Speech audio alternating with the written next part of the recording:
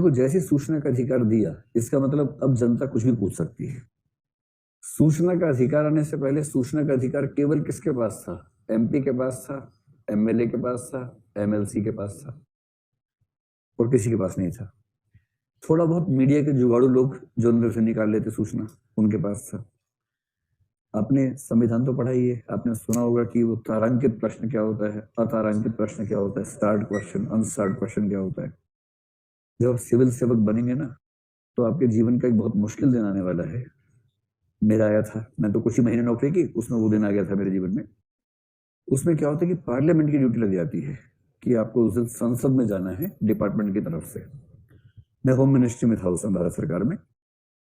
मैं तो नया नया था, अभी सीख ही रहा था, लेकिन हमारे बॉस को कोई खुंदक रही होगी, उससे मेरा नाम भेज दिया कि लोकसभा की ड्यूटी में आपको जाना है।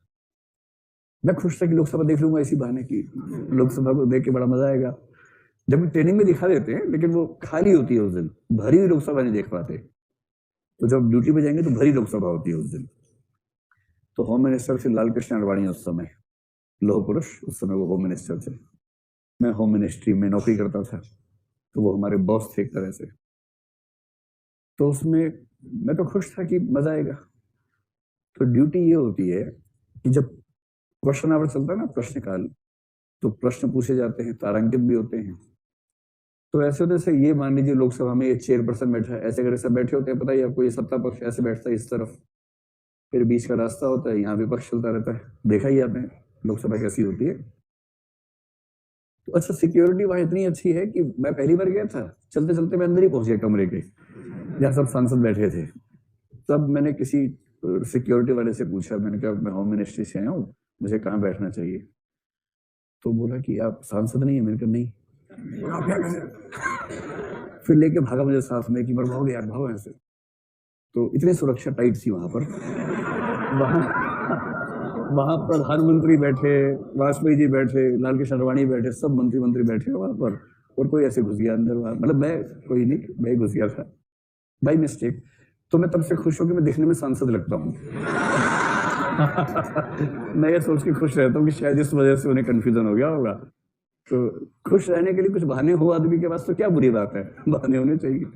बहरहाल, तो फिर उन्होंने खिड़की में बिठा दिया मुझे। ये जो है ना, ये जो मंत्री होते हैं ना, यहाँ पास में विंडो बॉक्स होता है, खिड़की में बॉक्स होता है, अच्छा होता है, ठीक से बैठने की व्यवस्था होती है वहां। वहां सभी मिनिस्ट्रीज के मतलब सीनियर ऑफिसर्स होते हैं। सिविल सर्विस में आने के बाद आप सीनियर मान लिए जाएंगे पहले दिन से ही, फिर आप जूनियर नहीं है, आप सीनियर हैं उस दिन से। इनकी भूमिका क्या होती है कि जब प्रश्नकाल चलता है ना, जैसे होम मिनिस्ट्री का आ गया प्रश्न, तो होम मिनिस्टर यहाँ कोने में खड़े हो जाएंगे, अब प्रश्न का जवाब देंगे। अगर अनस्टार्ड है तो कोई दिक्कत ही नहीं है। स्टार्ड में क्या होता है, प्रति प्रश्न आ जाता है, क्रॉस क्वेश्चन। और होम मिनिस्टर मतलब किसी मिनिस्टर को कुछ पता थोड़ा ना होता है, मिनिस्टर कहां से इतना पता करेगा। तो वो जवाब देता है, एक जवाब दिया, इतने में किसी और ने वो लिख के लाया था घर से लंबा सा क्वेश्चन, उसने पूछ लिया कि मेरा क्रॉस क्वेश्चन ये है। फिर मंत्री क्या करता है, मंत्री बाईं ओर देखता है ऐसे, इसका मतलब है कि जो ऑफिसर आया ना उसको जवाब देना है इसका। और जवाब देने के लिए जरूरी है कि आपने उस चीज को पूरा खंगाल रखा हो ठीक से, और वहां समय नहीं होता, क्योंकि जब होम मिनिस्टर देख रहा है तो पीएम भी ऐसा देख रहा होता है, कई मिनिस्टर ऐसा देख रहे होते हैं। तो उस एक क्षण में लगता है कि मर क्यों नहीं जाए आदमी से। उस एक क्षण में ये भाव मेरे मन में तो आ ही गया था। प्रश्न इतना फैक्चुअल, अब कौन इतना फैक्चुअल सवाल दे, पहला अनुभव था।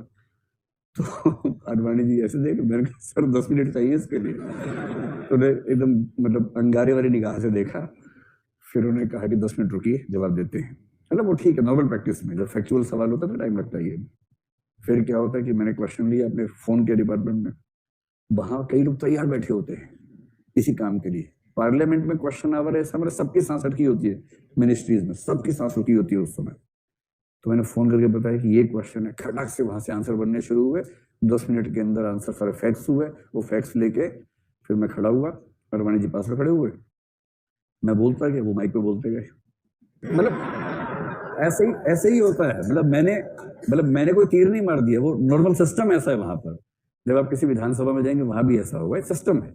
सिविल सर्वेंट होने में एक शहादत ये भी देनी होती है कि आप इस दिन संसद या विधानसभा की ड्यूटी में जाएं और मंत्री आपको घूर के देखे, और 2-3 बार देख लिया तो नोट कर लेता नाम, कहता अच्छा नाम बता अपना तू, आज शाम को देखता हूँ तुझे। अब इसमें क्या है कि पब्लिक अथॉरिटीज की जो रिस्पॉन्सिबिलिटीज में सेक्शन 4 बताई गई है ना, वो मैं जो कह रहा था ना, इससे पहले क्या था कि क्वेश्चन पूछने का राइट केवल एमपी एमएलए को था, वो कुछ भी इंफॉर्मेशन पूछ सकते थे, सरकार को देनी होती थी संसद में विधानसभा में, लेकिन आम आदमी कोई प्रश्न पूछने की स्थिति में नहीं होता था। पहली बार आम आदमी को वो राइट मिला। और ये बात कब की, उससे कुछ साल पहले एक स्टिंग ऑपरेशन हुआ था जिसमें बहुत सारे सांसद फंसे थे कि वो संसद में प्रश्न पूछने के बदले पैसा लेते थे, 40,000 50,000 रुपए एक प्रश्न पूछने का लेते थे। जब स्टिंग ऑपरेशन आ गया, सबसे तेज चैनल पे आया था, तो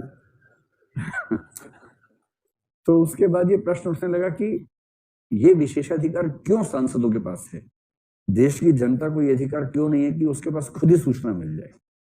तब आरटीआई की भूमिका बनी और तब एक बात ये दिमाग में आई कि जैसे ही सूचना का अधिकार देंगे, देश का हर नागरिक या बहुत सारे नागरिक चाहेंगे कि बहुत सारी सूचनाएं मंगवाएं, इतनी चिट्ठियां आएंगी कि सरकार हिल जाएगी जवाब देते देते, बाकी काम छूट जाएंगे उनके।